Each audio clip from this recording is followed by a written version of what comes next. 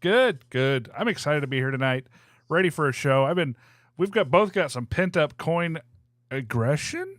Coin Nerdsdom. Whatever you want to call it. Nerdism. Yeah, nerd aggression. Whatever. But whatever it is, it's like it's pent up. Good. Those are always good shows when we're pent up. Yeah, I think so, especially the news. News gets spicy. Spicy Mike shows up. And there is some spicy news tonight, too. Yeah, I like spicy news. Yeah, I know you do. I'd really like to get more fan reaction and see what the listeners think. Well, but I know you are a fan. There is no question about it. Of course. And if I'm a fan, that means that it's good. Maybe. Because Mike likes to let it out. And when Mike lets it out, everybody hears about it. We all kind of feel it. Well, good to see everybody starting to trickle in. Hi, everyone. Thank you so much for hanging out with us tonight. We're just going to hang out here for a few minutes before we start this shindig and see what you guys are up to. So say hi, hit like. If you haven't subscribed, subscribe. It's worth it, maybe. Probably. No, definitely. Ira, hello. Good to see you. Do we sound okay? I have a brand new soundboard, so am I coming through all right? Everything looks okay on my end, but on our end, through all of our testing, everything has been like flawless. Being brand new technology, I just want to make sure that you guys can hear what I'm saying, that it is clear and succinct. Is that a word? Sounds great. Beautiful. Succinct is a beautiful, word. beautiful, Absolutely. Beautiful. Thank you. I don't know if it applies to what we're talking about, but my wife always says I do that. She says, "Why do you use all these words that you just don't know what they mean all the time?" Hurry up. You have a grammar Nazi. That's awesome. Mark says, "Hurry up." Hurry up. Hurry up. I don't know. Mine plans to go live. It says 000. Come join Mike and Matt as they record an episode. We'll get of the Coin Show. We'll get there in a minute. Mike's got a lot to talk about. He is freshly back from the summer seminar out in Colorado. He went out there to get his learn on. I did. And did you? Yes, you did. You got your learn on. I haven't seen any pictures, though. Did you take pictures? Does your phone take pictures? No, I did. Do you have a jitterbug? You know what?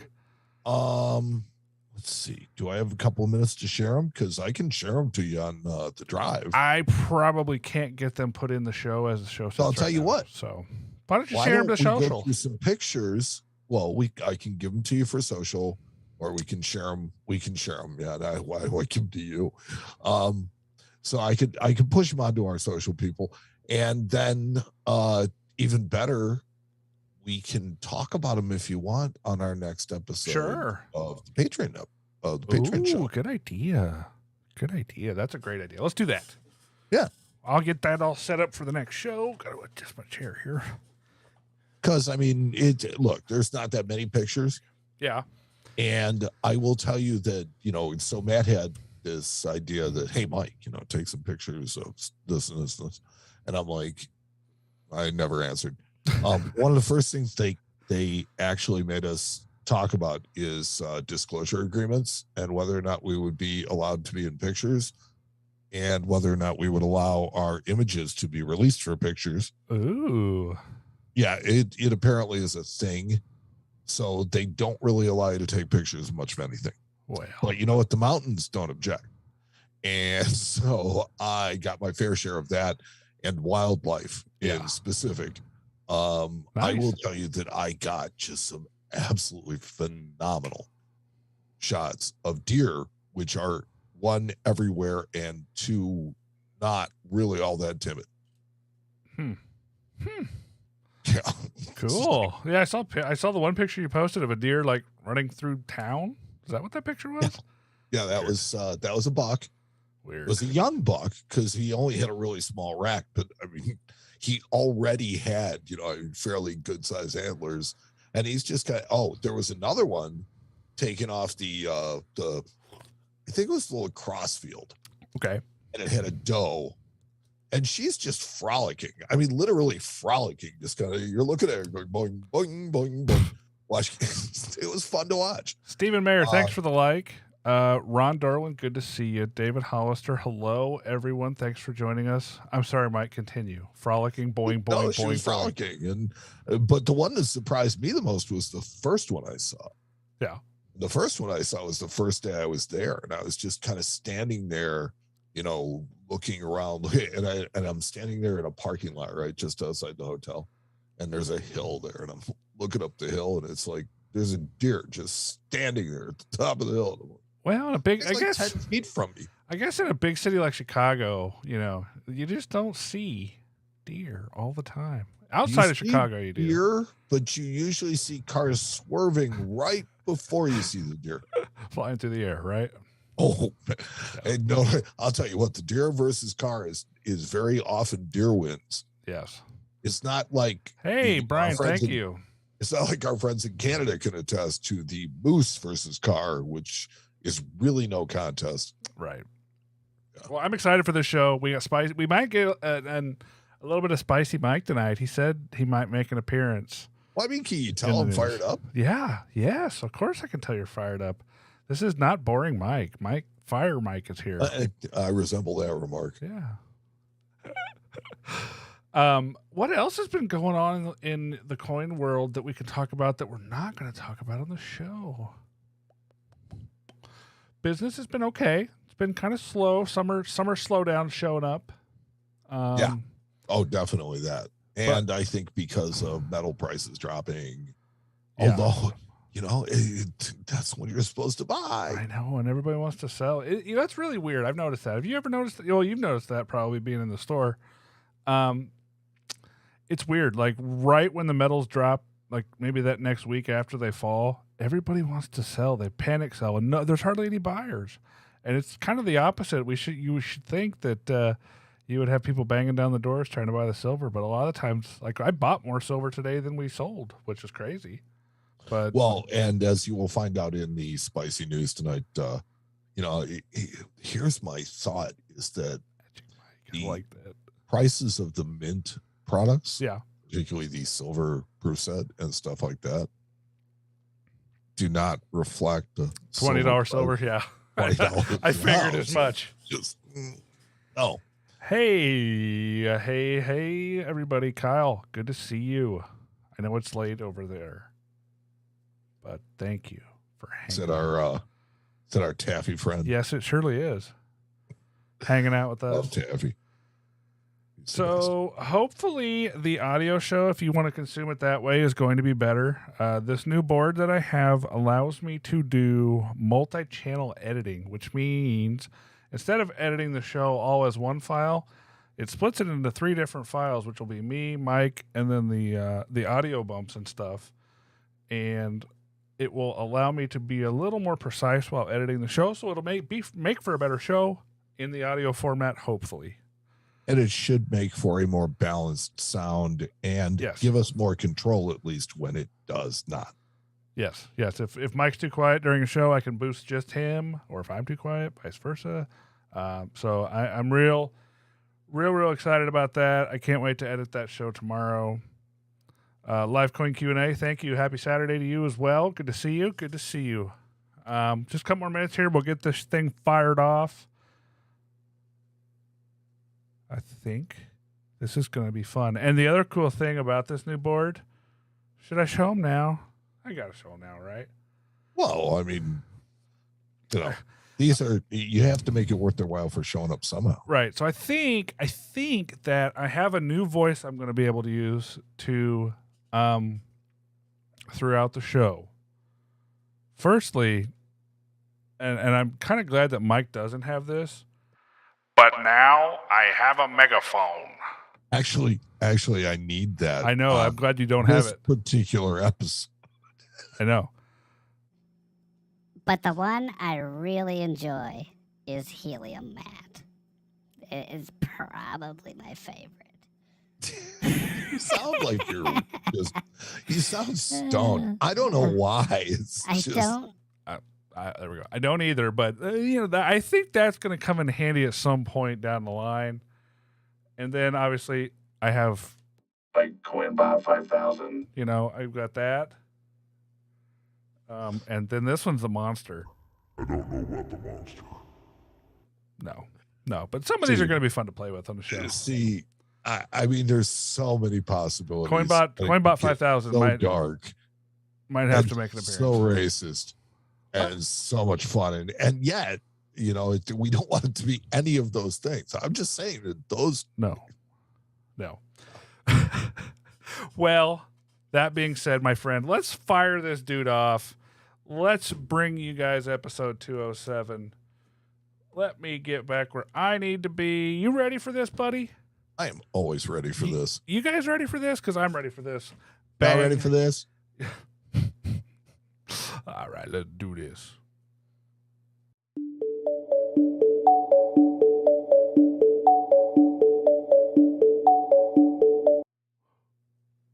Well, that could be a problem. All right, 1 second. Got to figure out the problem I'm running into there because that has all of our. I was going to say it sounded perfect to me. Well, it looked perfect to me. Could you hear it? Because I didn't hear it. Oh, yeah, I didn't hear our open. That's a monitor issue somewhere. What happens when you get all new technology? Yeah, and you start bragging about how great it is. Oh, shut your pie hole. Shut your pie hole. Let me see if I can figure out where my audio is. Nope, that's not it. Oh, that's the video transition. Well, you know what? We're just going to go about it the old-fashioned way, friend. I got no problem with that. Here we go. Built for this stuff. This is the Coin Show Podcast. The show about coins and coin collecting. And not just any show. This is the #1 coin collecting podcast. Going 10 years strong. Here's Matt Dinger and Mike Nodelman on the Coin Show Podcast. It is episode 207 of the Coin Show Podcast. I'm Mike. And I am Matt. And on this episode of the Coin Show Podcast, we will talk about my trip to the ANA Summer Seminar. We will look at your coolest things, and we might even take a question or two from the people watching live on Facebook and YouTube. But first, as always, the news.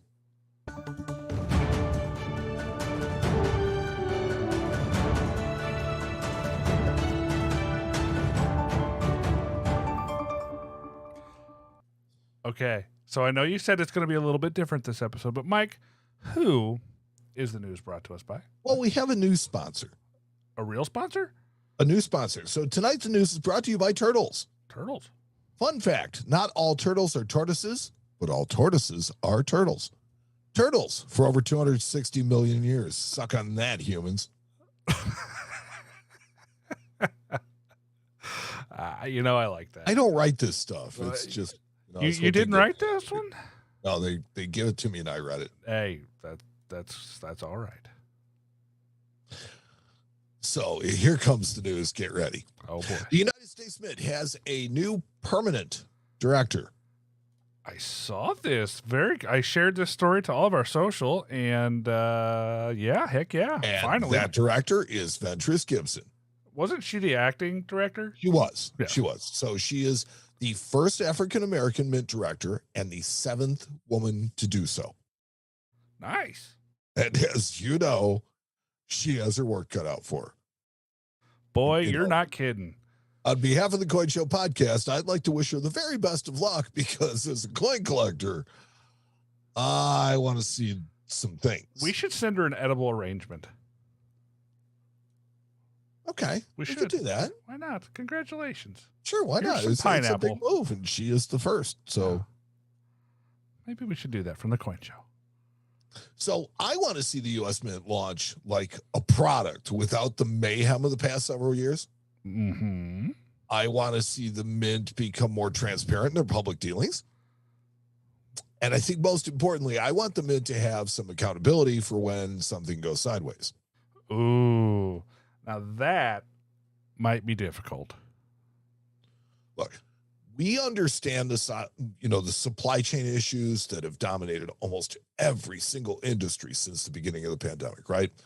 and some have still not been solved. And in many cases, but this whole cloak and dagger behind closed door deals with major buyers to supply them with bulk quantities of product that just isn't available to the general collecting public is ridiculous. Oh, maybe we should. Is that what our card on the edible arrangement's going to say? Because it should. We can do that. I think it'll fit. Oh, I love it. Moving on. How's that? That was pretty good. The United States also has a new treasurer. I saw this as well. So Chief Lynn Malerba has been appointed as treasurer of the United States. So new signatures on a dollar bill. Yeah. I think we're going to have, isn't it going to be both females? I think that's the first time ever, right? That will be the first. I believe you're correct. I believe that will be the first time ever. Yeah. Cool. So Chief Lynn Malerba has been appointed as treasurer of the United States. According to the Coin Week article, as treasurer of the United States, directly oversees the United States Mint, the Bureau of Engraving and Printing, Fort Knox, and is a key liaison with the Federal Reserve. Wow. Well, there you go. And yes, chief denotes that she is lifetime chief of the Mohegan tribe, and she is the first ever Native American to serve as treasurer of the United States. Well, we're just knocking down barriers left and right, aren't we? Look at that. I think that is going to probably be the lasting legacy of President Biden. Yes. I think that really will be it, is that he's appointed more women, more minorities. He's like the Kool-Aid man, just banging through those barriers. Oh, yeah. Yeah. So Lynn Malerba became chief in 2010. This was the first for the tribe, as she was their first ever woman to serve in the capacity of chief in the tribe's history. Wow. Well, look at that. That's cool. See, I didn't know that. Even I learned things from your news, Mike. What do you know? It appears the demand for a new coin may finally be slowing. Fine. You mean so the coin shortage is over? I said it may finally be slowing. Let's not get the cart in front of the horse. Okay. CoinNews.net is reporting in month-over-month comparisons for coin used daily by American production, or by Americans. Production totals in May saw 17% fewer Lincoln cents, but there were more Jefferson nickels, more Roosevelt dimes, and more quarters. Now, this to me signals the return of the use of coins in American commerce as we reemerge from the pandemic, but only time is really going to tell. Yeah. It's like the Lincoln cents we never needed, but nickels, dimes, and quarters are commerce. That's what drives that. And with the new designs, constantly on the quarters, I think that drives what I think is interesting is, as I'm looking at this story, I see U.S. Mint circulating coin production in May. They made $1.8 million half dollars for circulation at each mint. Are those actually going to go into circulation? Yes.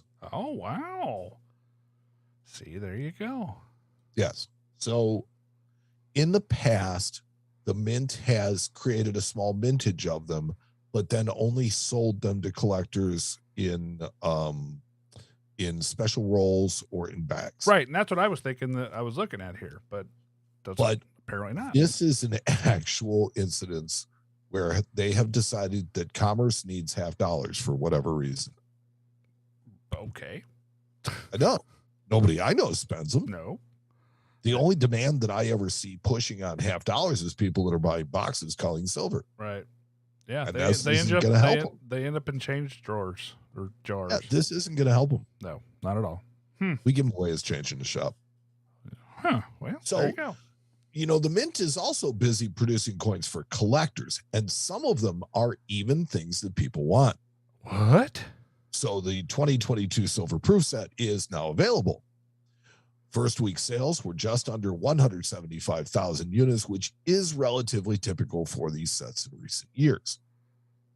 Nice. Especially at a price of $105 per. Holy macaroni. I remember when they jumped those. Has anyone told the U.S. Mint the price of silver is under $21?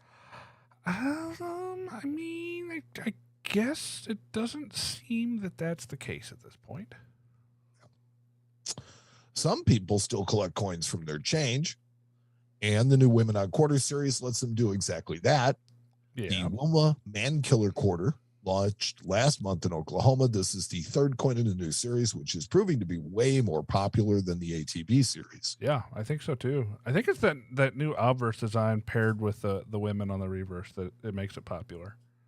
Yes, I think that the whole thing celebrating women with an obverse that was designed by women, by a woman, and a reverse that features women, I think absolutely. I've just kind of really been stuck on this whole Wilma Man Killer thing. It's just an unfortunate name. Yeah, well, okay, maybe she earned it. She was native, so. So in a related story, and not something that you have, Coin Update shared that the quarter launch, presented by Bank First and the Cherokee Nation, was held at the Chota Conference Center. And representatives from the Mint, Cherokee Nation, Bank First, and Wilma Man Killer's family took part in the ceremony. Huh. Well, that's cool. Yeah. And truthfully, the way that things are going at the Mint, this may be your only way to collect these coins. I mean, by getting them in change and going to launch ceremonies. Yeah. Because the entire inventory of Mint wrap rolls are sold out, as are the $25 bags. Oh, they sold out already, huh? They must not have made very many. So, I mean, in my opinion, this should easily be solved because the Mint has coined hundreds of millions of these quarters already. They only really need to provide the labor to print the wrappers and roll. Yeah. Or even just bag them. Yeah. And they could really support the collectors here. Well, those bags are novelty things. I don't think we actually even use cloth bags anymore in our distribution. So we still sell them in the $25 bags. No, I know, but I don't think. And that's what I'm talking about. And those bags are sold to collectors at a premium. Yeah. So why not do that? Well, yeah. Why not do that? Why not just take some of the extras, throw them in $25 bags? You've got the bags, you've got everything you need, throw them in there and get that done. This would distribute the coins to more people that want them. Right? Instead of somehow favoring the people that have got a subscription to these. Well, Mike, you are making entirely too much sense here. I think that's the problem. So this is really where I wanted that megaphone. Yeah. Because it's like, attention, Ventress Gibson. You have to call on line 1. Ventress Gibson, call on line 1. Yeah. Yeah, I can see that. I mean, but that would just be too easy, Mike. Nothing at the Mint for the last 10 years has been easy. So. No, but I just think, look, they've created this series that's tremendously popular. And now they're selling out of stuff that they've got hundreds of millions of. Yeah, I don't know. That doesn't make any sense. Not at all. Don't expect to be able to collect the new Kentucky Innovation dollars from your change either. No, same problem. Yeah. So, well, no, the Innovation dollars are a cool series, unnecessary but cool, but they're not available in change. Yeah, they're not available in Mint sets, and they're not available in proof sets.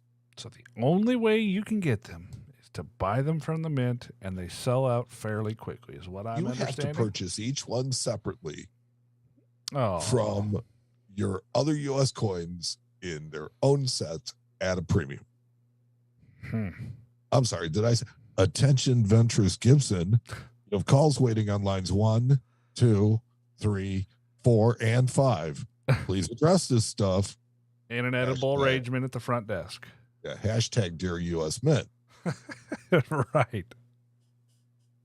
So as if this wasn't enough, right? The Mint announced today that although they will not produce a single Morgan or Peace dollar for 2022 due to constraints of all known sources, the Mint has announced not only the addition of Morgan and Peace dollars to the Mint's offerings for 2023, but has promised them in 5 varieties per coin.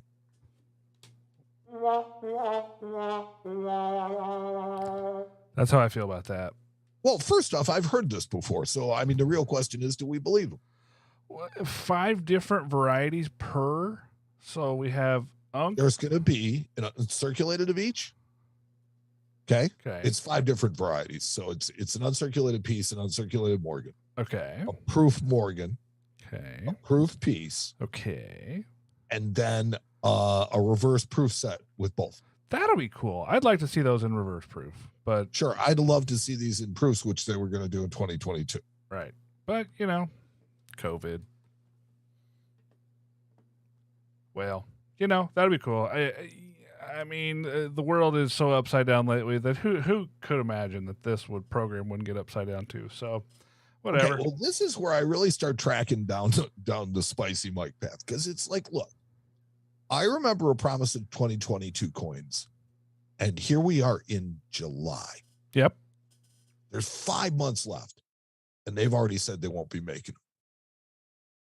Even more shockingly to me, the reporting includes pricing of the coins. I saw that, and I was a little curious about that. So the price went down $67 per, although the price of silver went down, right? $73 for the proofs, and $175 for the reverse proof set. I mean, it's really interesting. I mean, we're obviously plus 1 year out on these things, and they're already naming the price. Weird. That I find that strange. Yeah. So, no plans have been announced as to the facilities that'll produce the coins. My thought is, what do you say, man? 50-50 they actually get made? Yeah. I bet you're probably right. I would not be very surprised if this program gets axed, even though I love it. Yeah, no, I think we do, but it's going to be one of those. That's probably why it gets axed, because I like it. Yeah. And then they'll make it like clandestinely, or make 10,000 of a certain year, and they'll put them on sale at some weird time, and that'll be like the key. Yeah, you gotta buy like a palladium proof set or something like that. Yeah. The new 95W. Yeah. So, at least when dealing with the U.S. Mint, you know that the products are genuine because you're dealing directly with the manufacturer. But the Anti-Counterfeiting Educational Foundation warns us that counterfeiters and their accomplices are using Facebook and other social media to prey on people with their fakes. Have you seen these ads? I get them all the time because, Facebook knows that I'm a coin guy. But, man, I see them all the time, like probably 2 a day of these coins that even the pictures are obviously counterfeit. I don't know how they do it. I'm not allowed to sell regular, genuine coins on eBay, but they will approve ads for guys that are selling counterfeits. So, whatever. Yeah, there's a lot of... but I put a coin on the marketplace and it gets zapped immediately. So there's a lot of even pictures of genuine coins that they're putting up that, they're not selling them to you, and they're putting up a ridiculous price, like silver eagles at $9.99 a piece, proof silver eagles at $19.99. Yep. It's things that you just know that they can't be doing. It's not possible. And, what have we been doing? We've been, just reporting them to Facebook, and then they pop up with a different, name a couple of days later. I just laugh react them. That's all I do. Every time I see one, I just make sure that I laugh react it, and that's it. So, I've decided that going forward, I'm going to report them. That's not a bad idea. If I could, to the ACEF as well. So you can do that at acefonline.org. This is not a commercial for them. It should be. But donate to and support the ACEF with your tax-deductible contribution, and you will be reporting the crimes to people who actually want to see them stop. Yeah. One of the better things going on in our hobby right now is the ACEF. Counterfeits and fake bullion are two of the things that I think are one of the biggest threats to our industry at this point. So anybody out there that's trying to do something about it has my full support. And they are definitely trying to do something. Yep. The CCAC met this past Flag Day, June 14th, to vote on proposed designs for the upcoming 2024 Innovation Dollar coins, as well as the designs for the 2024 Native American Dollar and other U.S. Mint metals. Okay. So I always like mentioning Flag Day because it's my lovely wife's wedding anniversary with me. Oh. Not my anniversary with her. It's she owns me. She's owned me for a long time. Yeah. So what do you think of these designs? I'm just kind of scrolling through them here with the class, if you will, and I think they're just kind of what we're used to looking at. I mean, the Alabama one's cool with the moon and the Saturn V rocket. I kind of like that. But the other ones are kind of boring. I mean, yeah, I don't see anything there that really screams, "Hey, you're cool." But except maybe that Alabama one, I kind of like it. So, see, and there you go. I think that we get just these pops of ones that are really cool, right? right. I mean, it should surprise nobody in our audience that I like to collect innovation dollars, right? Yeah. That should surprise nobody. Yeah. But if you look, right, the first year had that Massachusetts design with the phone dial on it that was just really, really cool. Right. You know, there's one almost every year, at least, that is just like, you look at it, you're like, yeah, that's a cool coin. You know, now the other side, completely uninspired, you know, very blank, you know, lots of negative space. But the designs for the innovation's pretty cool. And this year, you know, Vermont had a snowboarder. Yeah. Again, Cool. Something absolutely cool design. Something we've never seen on our coin before. So yeah. It's I'm pretty stoked about these. I wish that this year's designs were a little better. Like I said, I like the Alabama. That one's cool. But the rest of them don't do much for me. One of the most dramatic error coins I've ever seen was in the news.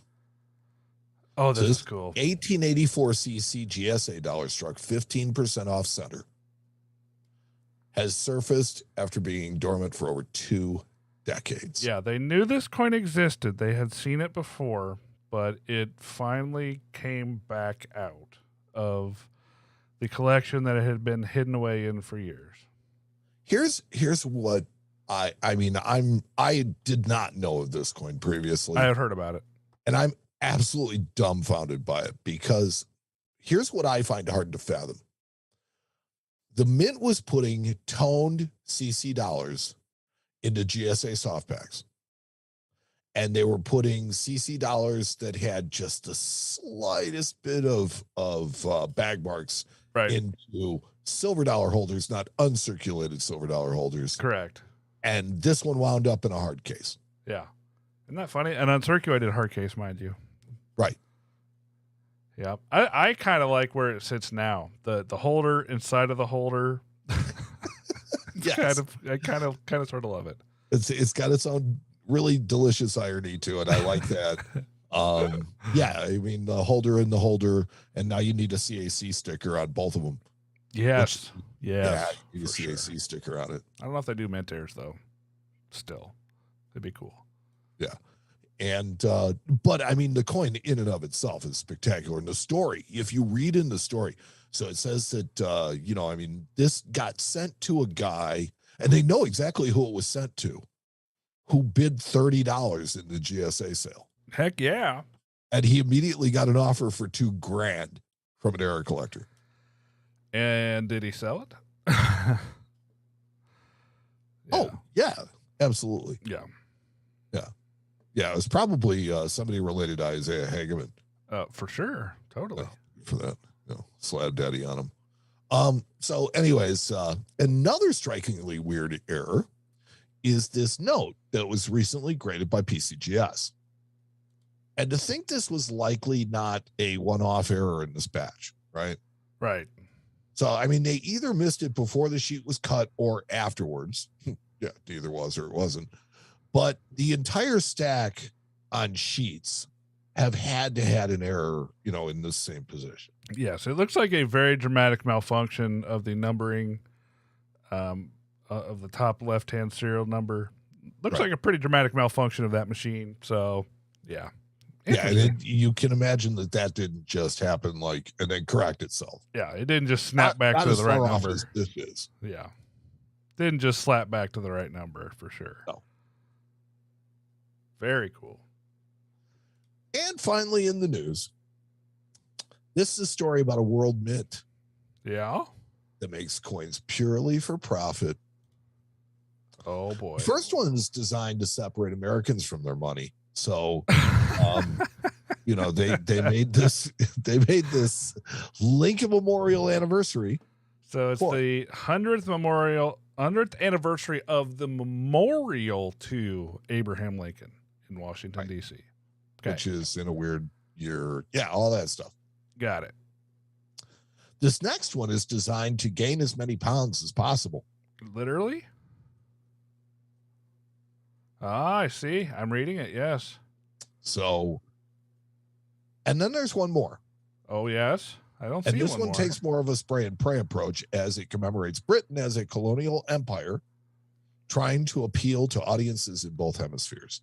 Oh, I see. Okay. So this one shows all of the different territories that were once part, or are they still Yes, part? the British walked in and looked at and went, mine.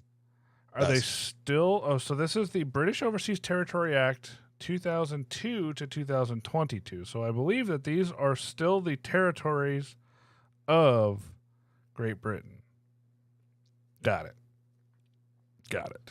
So look, this is why if you like the Three Graces design and you want to collect every coin that features it, you should definitely do that.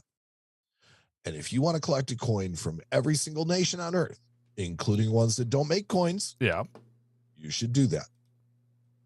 And by all means, if you decide that you want to collect coins that have ridiculous connections and things that should have absolutely no connection, go for it. Why not? That's what coin collecting is all about, that you should do something that makes you happy and that just is better for you. But at the end of the day, these are not going to be something that I think anybody else is going to be interested beyond you. No. Other than for perhaps their intrinsic value. Or you're really, really into colonialism. Other than that.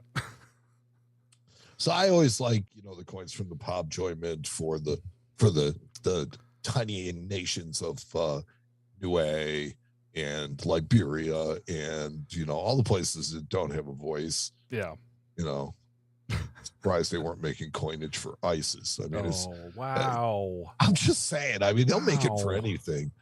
Yikes, bikes. Told you I was kind of. Oh, you're not kidding. Yeah. You are not kidding. No, we do not, Isaiah.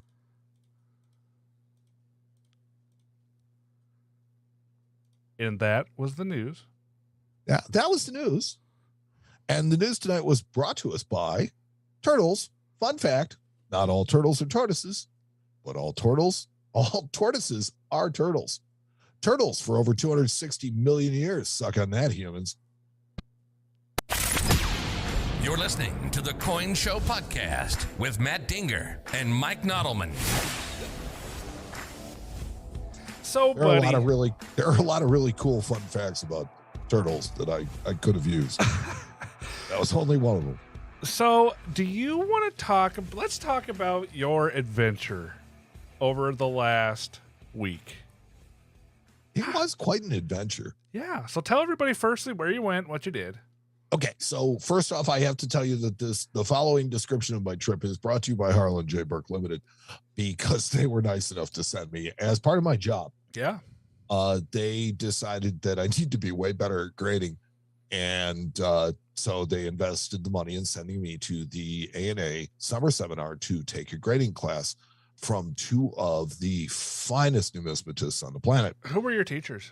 My teachers were David McCarthy and Steve Feltner. Oh boy, yeah. Heck yeah. I mean, heavy hitters, right? Mm-hmm. So I have to tell you that I learned more from Feltner in the first day than I learned in 2 years at the shop. Yeah. I mean, it was amazing. It was really cool. Steve has forgotten more than I will ever know about grading coins. Well, the funny thing is that he was in the chair I was in not, 15 years ago. And I was dealing with But him he back was a then. young guy. He was at a summer seminar and he was taking grading, and this is intermediate grading. And he was taking the class, and it's like, they were noticing that he was like just absolutely nailing these coins. He was just absolutely, and they're like, So they talked to somebody at PCGS, and I think it was David Hall came down and, had a talk with him and stuff. But anyway, so I mean, just absolutely phenomenal grader, but also two really phenomenal human beings, and just great guys. They have made themselves available to us as their class beyond the classroom, which was very generous of them and not something that you should expect. Yeah. No, that I have taken grading 1 and grading 2, not at the summer seminar. We did them as an offshoot of the summer seminar at one of the A&A shows when they were doing that. I don't think they do that anymore, but yeah, I know that we learned a mountain of stuff, and I can only imagine, and ours was a 2-day class. They crunched everything into 2 days, so I can only imagine what you guys got to do for a whole 5-day session, or what was it, 5, 7? It was 5. 5.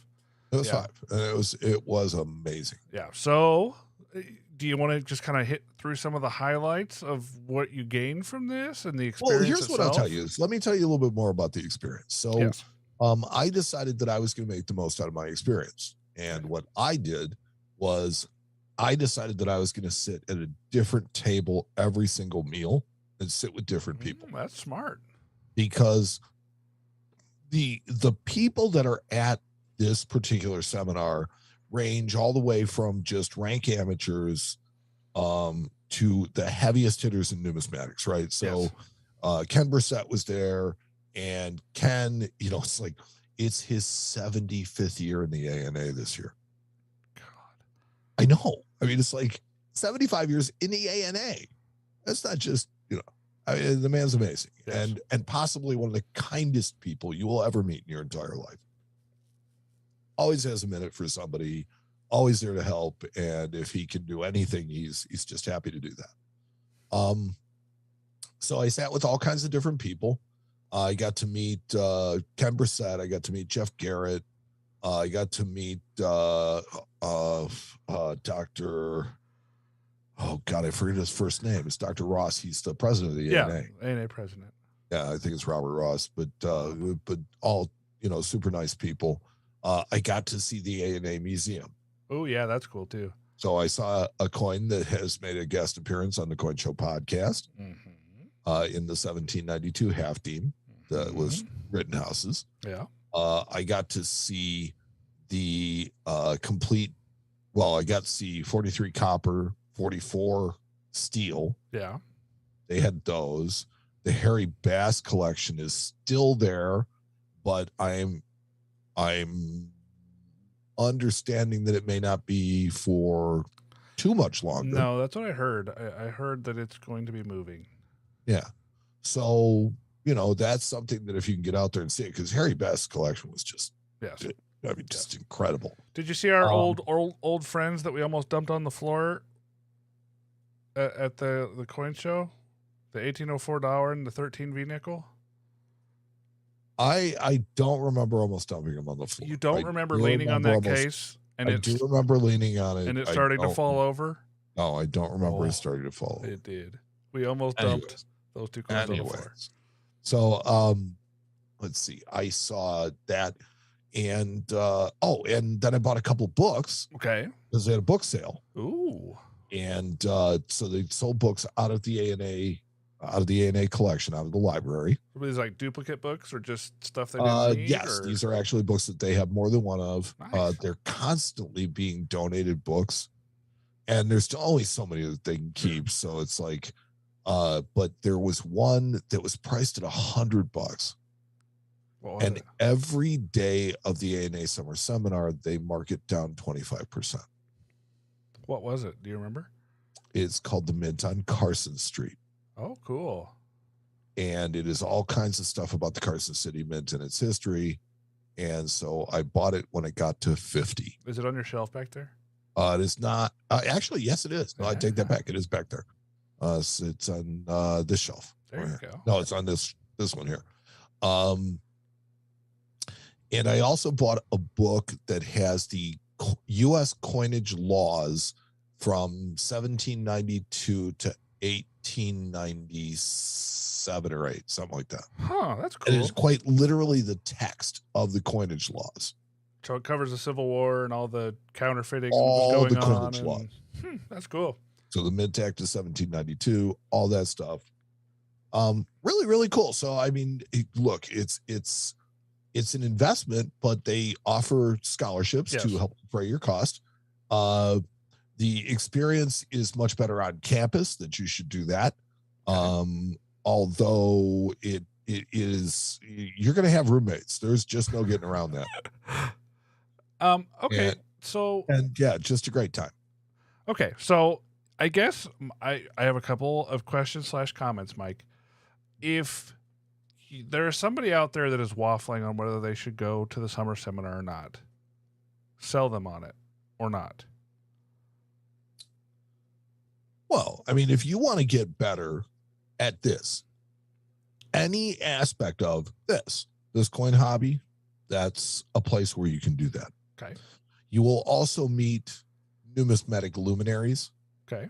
And people of higher echelons like Bob Carr from the Northside Coin Club in Broomfield, Colorado. Okay.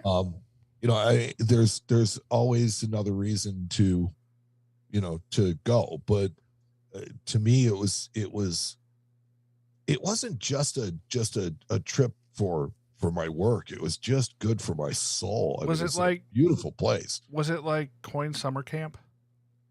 It was like Coin Summer Camp. Okay. I mean, you could sit there and watch Dr. Ross play chess with Ken Brissett, or you could go into a bull session where they were just talking about, this, or you could take a mini seminar in another building that is on a specific subject. That sounds like a heck of a lot of fun. You think it is definitely eat, sleep, breathe coins. Nice. You think you're going back? Oh, there's no question about it. I already asked to go back. That's how you know you had a good time. If you've already come back to the office and say, boss, I'm going back. Well, I mean, here's the thing is it really did improve my skills. Good. And the class that I was taking, intermediate grading, there were guys that had been in that class 8, 9, and 10 times. And it's not because they failed the class. Oh, yeah. It's because they love the instructors and they learn something new from it every time. I still use stuff weekly that I learned in grading 1 and 2 when I took it years ago.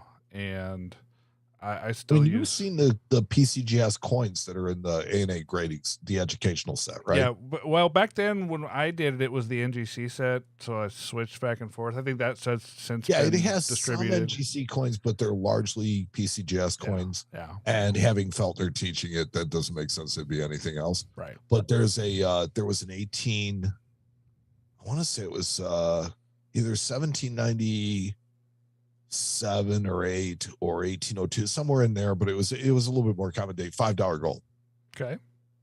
That was part of the grading set. That's they fun. handed it to us. They were like, here, grade it. And this was... I've never seen one of these before. Grade it. This was grading and counterfeit detection or just grading? It was grading. Okay. This was just grading. And it was really cool because they threw world coins at us, which nobody expected. Yeah. And I'm sure a few people didn't want. I welcomed it. Yeah. I mean, it's because they're just the same. If you do what we do all the time, you never know what you're going to get hit with from from one person to the next. So from a general standpoint, you really know how to grade just generally. Yes. Cool. Well, that's great. I'm so glad that you got to go experience that. I knew you were going to have the time of your life because you're right. It's beautiful. It is educational, and the hobnobbing and rubbing elbows that you get to do with some of those guys that you just read their books and actually getting the opportunity to stop and say hi to them or have a conversation with them is really, it really does change how you look at things. Now, I will say the only negative that I had in the entire experience. Spicy Mike is back? No. Okay. No, absolutely not. Okay. The only negative I had in the entire experience was that the altitude was higher than I expected. Yeah. You're mile up. 6,000. And so that's higher than Denver. Everything seems to have a hill that you have to walk because you're in the mountains, right? Yes. So everything seems to have a hill that you have to walk up to get any place. I think I finally acclimated to the breathing like the day before I left. So, I mean, if you go for the 2 weeks, because the second week you'll feel a whole lot better. Or go a little early. No, I mean, that was literally the only down is that I have problems breathing sometimes, asthma and stuff like that. And so for me to it's like, I'm just like, and it's like, we have our class on the 3rd floor. So not only are you 6,000 feet up, you're 6,030 feet up, right? Yeah. Well, you're 6,030 feet up in a place that doesn't know what air conditioning is. Oh, I forgot about that. Yeah. I've heard stories about that. And honestly, it's like, look, they're in the mountains, the air's thin. There's not any humidity there that you have to worry about. Right. So it's just when it gets really hot, which may be like 2 weeks a year, and it's definitely not the end of May, beginning of June, or end of June, beginning of July. It's not. Right. It's August. It's, so, I mean, the planning for it is actually pretty good. It just so happened that it was 100 degrees in Denver one day last week, and it was 90, so, I mean, it was hot. Yeah. Yeah. But, I mean, that's just that's the worst thing that happens at Coin Summer Camp. Yeah. I mean, what are you going to do about that? Right. You can't. I mean, that's like saying, well, I went to camp and it rained. It happens. Well, I am so, like I said before, I'm so glad you got to experience that. I know that there's probably a lot more that you're not even talking about, especially when it comes to all of the, the specific educational things that you learn from those guys. I've been there, I've done it. It's great. If you get a chance to do it, guys, you should go do it. Whether it's even going to the summer seminar or catching one of those little mini seminars that they do at some of the big coin shows, guys, I highly, highly, highly recommend it. So, well, Mike, I could not recommend it higher. Mike, do you want to you want to check out some cool stuff? I do. Okay. As a matter of fact, I'm racing right now to see if I can get to it on the Facebook page. Well, friends, this episode of the show, we are doing your coolest thing. So let me just get where I need to be real quick. That is definitely not it. Let's see if I can get to it.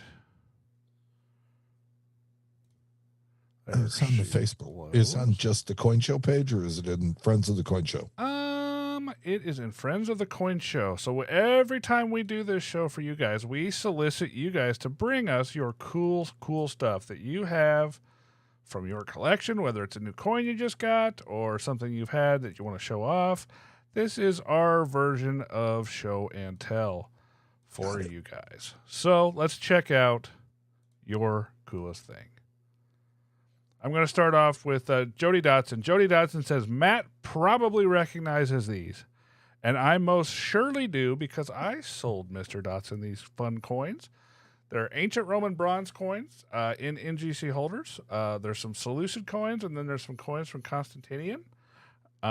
Just fun coins that are fairly inexpensive when I sell them.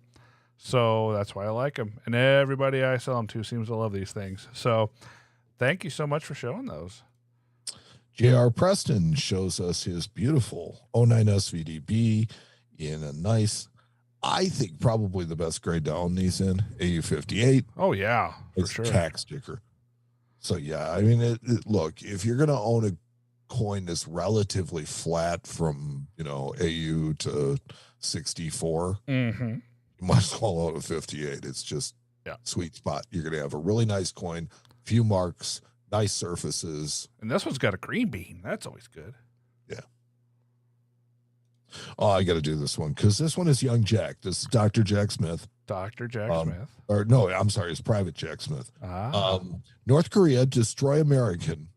The only answer. So this is an aluminum coin with a mintage of 1,000. It was only given out to high-ranking officials in the dictatorship. But this is a North Korean, what do you call it? 5 won. Propaganda coin. Huh, weird.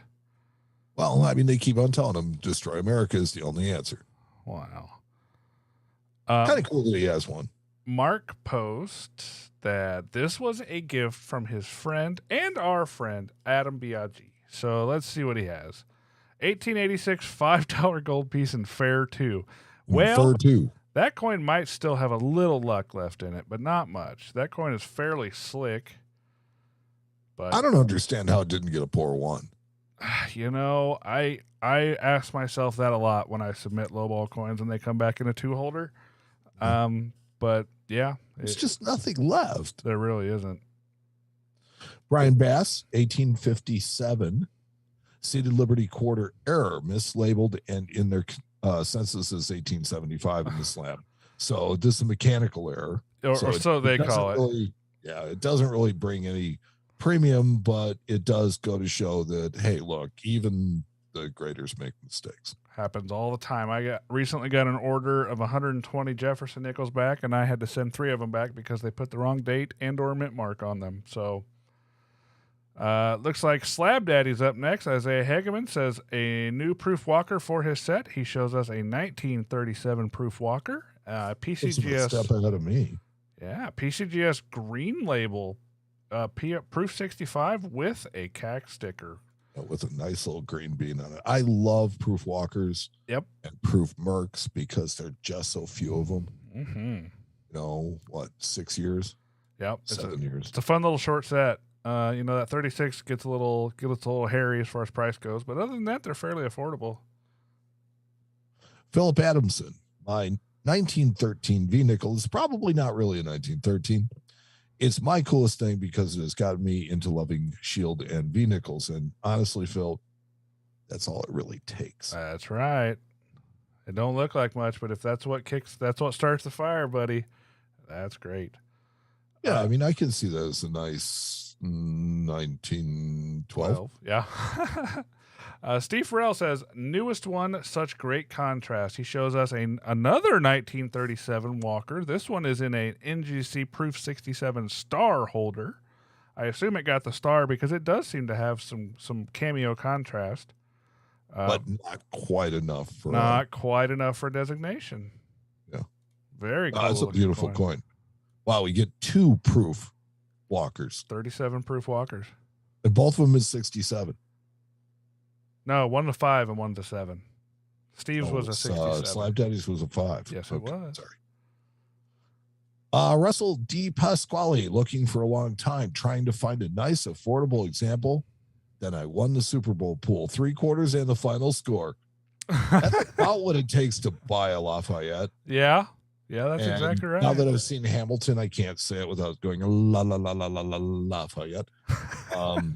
And I learned from Steve Feltner, one of the easiest ways to authenticate Lafayettes is, and it's not necessarily a dead give, but it's pretty good. So the die polish on Lafayettes is very, very present underneath the horse.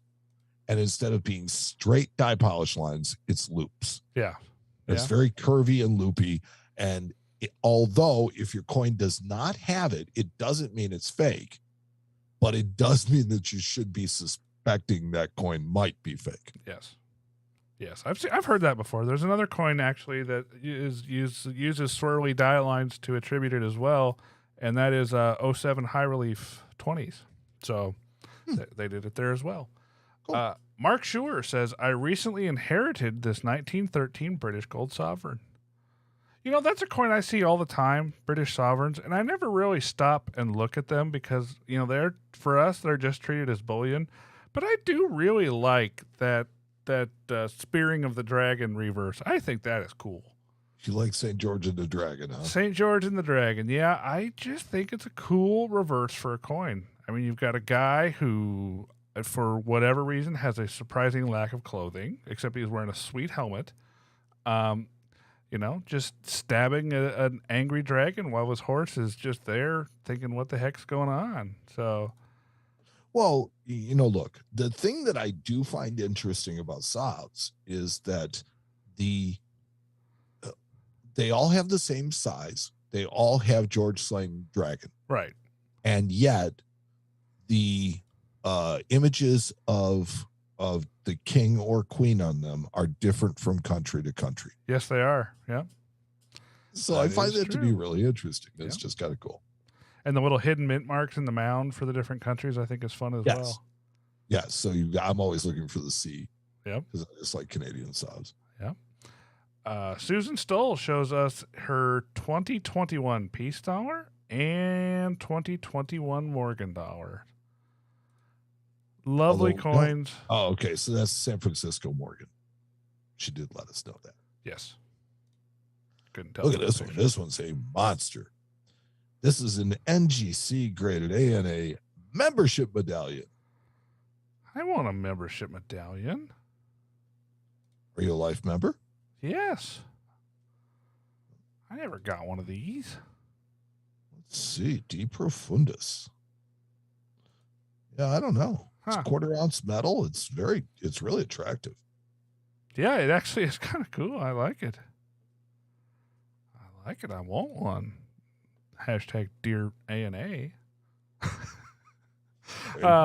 Ronnie Morgan says, best coin from the U.S. Mint, and he shows us a 2019 Gold Buffalo. I like that design. It's one of my favorites. I can't say I agree with you as far as it being the best coin the Mint ever made, but I do like it. Yeah, it's one of the best designs they ever made. But for sure. Mark Neal shows us his no-date off-center silver San Francisco war nickel. Ooh, I have owned that is really cool. I mean, about the only thing that could make this cooler is to show the date. Right. I've owned a couple of off-center war nickels, and this one is much further off than the ones I had. So really, really cool coin. I like that coin. It's about, I would say it's probably 50% off-center or so. Yeah. So that's about right. Yeah, neat. Ed Anderson shows us an NGC MS62 1855 O half dollar. MS62. I love seated coinage with luster. One of my favorite things. They're hard to find. Yes. That coin looks decent. Truly find ones that are uncirculated is just ever so slightly crusty. I'm sure I would be crusty if I was that old. Nice little coin. Joe Bohannon, 1901 Barber half proof 65 cam. Ooh, Joe's bringing out the big guns tonight. Yeah, it goes well with the quarter I posted on a previous segment showing it around the Whitman. Several dealers thought it was a decam. It certainly has the argument can be made. Appearance from those pictures, but we all know how pictures are. There's a true reviews. And I will tell you that I had a very nice long conversation with Mr. Feltner about cam versus deep cam and how to tell better, because it's something that interests me greatly. Certainly. I bet that was a fun conversation. It was a very cool conversation. Maybe we should cover that one on the show. Maybe we can have him come on the show and talk about it. Even better. I like it. Kyle post a 1901 Barber Diamond Au 50, tougher coin in high grades, and I like the look of this one. Oh, yeah, that's a nice original coin. I like the look of that coin, too. It's a PCGS Au 50. Coin's got a little bit of rim toning, but for the most part is fairly white. Looks like a nice coin. Nice Barber. Yeah.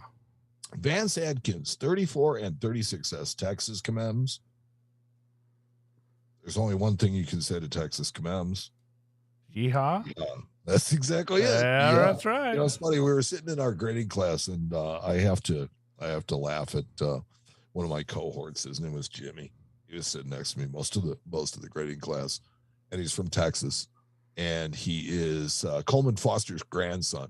Okay. So I mean, you know, it's like he's a fun guy, and it's like we get a Texas commem to grade, and he seriously looks at it and goes, MS70, yeehaw, just throws it. Well, yeah, I think if you're from Texas, I think that's kind of required. Yeah. Yeah, it's a rule. It's like finishing that song. Like, you know, I'm not going to start it. Oh, yeah. All then the people have stars to shine finish. bright in the skies at night. And then, you know how you make them really mad? You clap too many times, you go. Oh, that's funny. Us is from Texas, so oh God. Melbourne's Coin Shop. Whoa, went too far on that one. Melbourne's Coin Shop posted a 1958 D wheat cent with some pretty color. Yeah, and some really clean surfaces. Yeah, looks pretty darn nice. Brad Stagg, hometown money. So apparently he is from Adrian. Oh, Adrian, Michigan. And that's always kind of cool to have something from your home. See, my thing is my hometown didn't exist 3 years before I was born. Ooh, yeah, that'd be hard to find something from that That's place. suburban living, you know. You know, I really like about these old obsolete notes, man. Some of these vignettes are just so cool. This one's got a Native American on it and a really early steam train offloading stuff from steamboats. And then on the right side, it has a canal with a sailing ship, and it looks like maybe in a canal boat. I mean, and then at the bottom, if you look, it's got a rat or a muskrat or something. It's like this note literally hits all of the fun vignettes all in one shot. You got trains, paddle boats, Native Americans, critters, and canals. Rats. Yeah. So, yeah, I have to say that it's funny to me that there are people that collect things by vignette. Yeah. And there was a book that I saw when I was at the A&A book sale that had nothing but vignettes in it. Ooh, And showed all the it was one of the more beautiful books I've ever seen. So, I mean, this is why I like old books. Yeah. Because you find stuff like that and you find them cheap.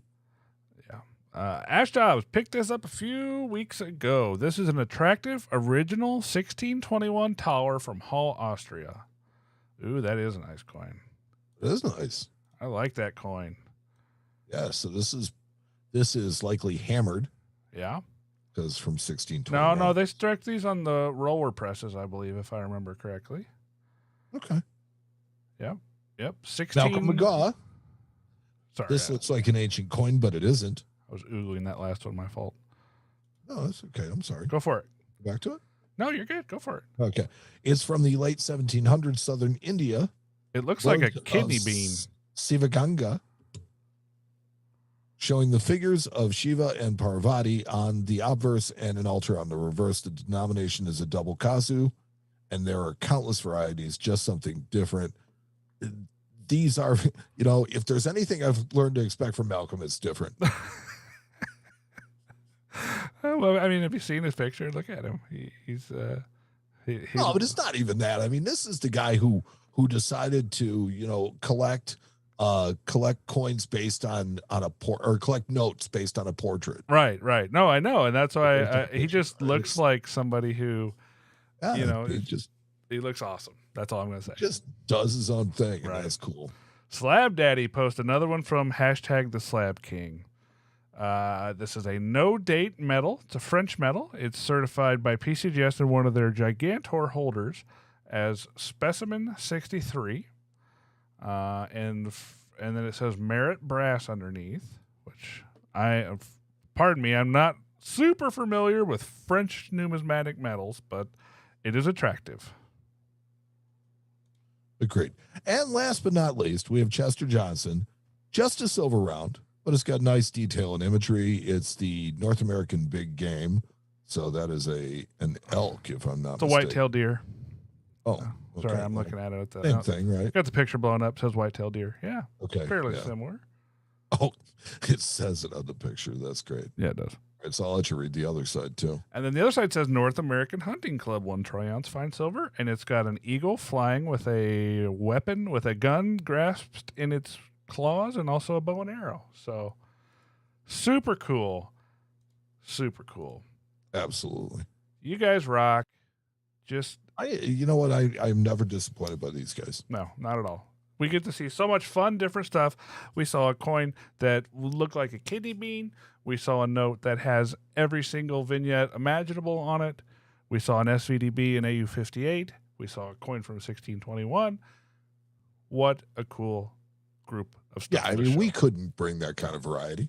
Nope, not at all. So thank you guys so much for bringing that. You guys rock. Thank you.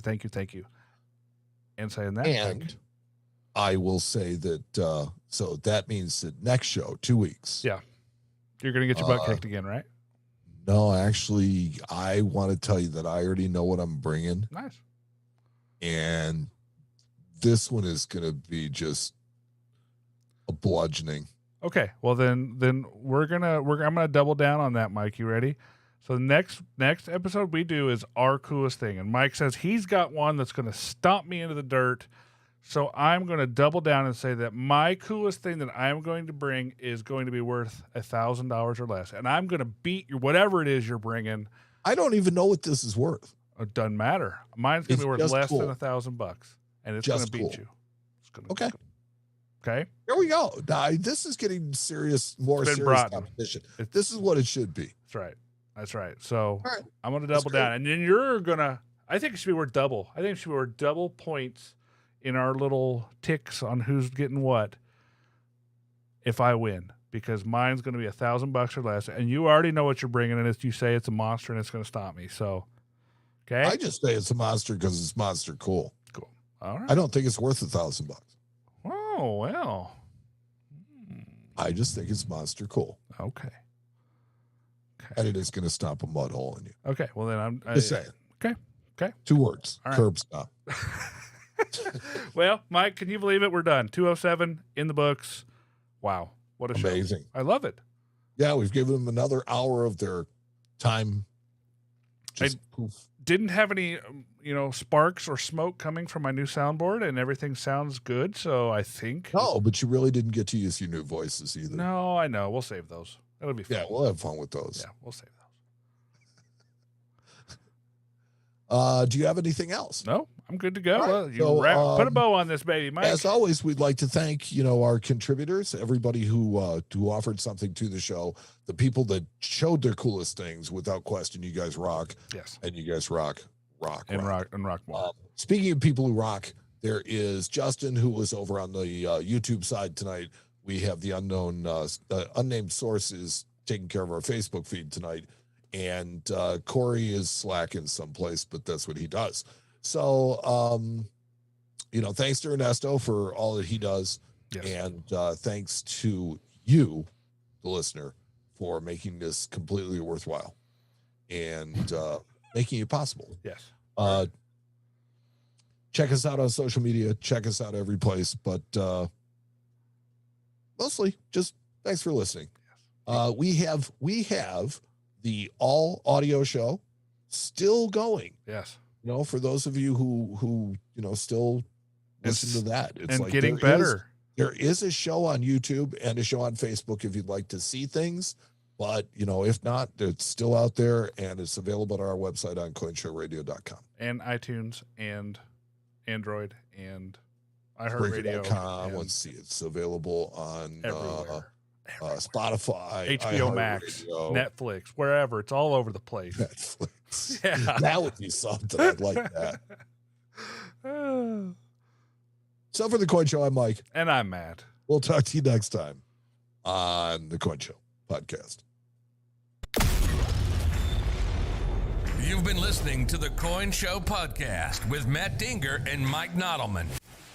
The boys will be back soon with another informative and entertaining episode. Meanwhile, you can follow the show on social media at The Coin Show on Twitter and Instagram, and on Facebook at facebook.com/The Coin Show. You can also join their private group. Just search Facebook groups for Friends of the Coin Show and request access. But if you want to take it to the next level and support the Coin Show podcast, you can go to www.patreon.com/The Coin Show. If you subscribe at the $5 a month level or higher, you'll have access to Not the Coin Show podcasts on the off weeks, as well as other surprises reserved for our patrons. Visit our website at coinshowradio.com or download our podcasts on Apple Podcasts, iHeartRadio, Spotify, or wherever you download your podcasts. This has been the Coin Show Podcast.